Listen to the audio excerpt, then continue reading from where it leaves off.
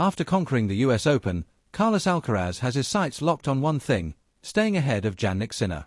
Their rivalry is heating up fast, and fans are asking, can Alcaraz outpace Sinner to the next Grand Slam title? With his explosive court coverage, fearless aggression, and unmatched mental toughness under pressure, Alcaraz is showing signs he's not done dominating just yet. Meanwhile, Sinner is hungrier than ever, but has he figured out the Alcaraz puzzle in time? In this video, we break down exactly how Alcaraz could snatch another slam before his rival does, and why that next win could change the entire narrative of their rivalry. Carlos Alcaraz not only defeated Jannik Sinner in the US Open final earlier this month to win his sixth Grand Slam, he also brought the Italian's 65-week reign as the world number one to an end. The Spaniard will now be setting his sights on ending the year on a high. It's been a two-horse race in men's tennis as far as Grand Slams are concerned for the last 2 years, with Carlos Alcaraz and Jannik Sinner sharing the last 8 titles equally between themselves, extending Novak Djokovic's wait for a record-breaking 25th major.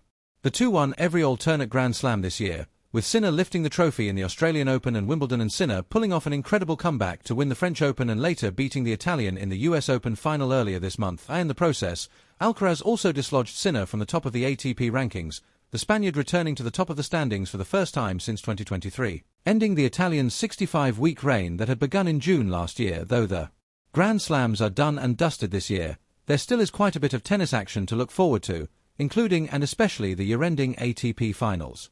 And Sinner, for one, will have his sights set on reclaiming the number one spot from his fierce rival, hoping to finish another year as the top-ranked player. That, however, will be easier said than done for the 24-year-old, given Sinner currently enjoys a 760 point at the top of the leaderboard and is in pole position to claim the ATP year-end number one for the second time in his career.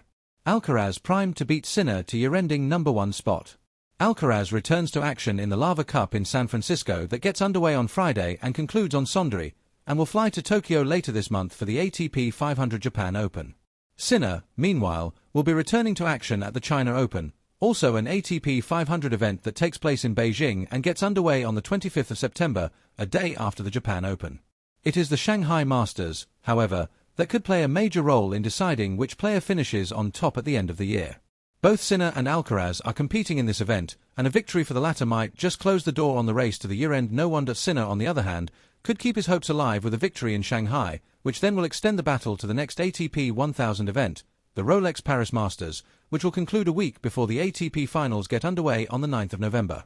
The way their rivalry has unfolded, though, there is a slight possibility of Sinner staying alive in the battle under the year-ending finals in Turin.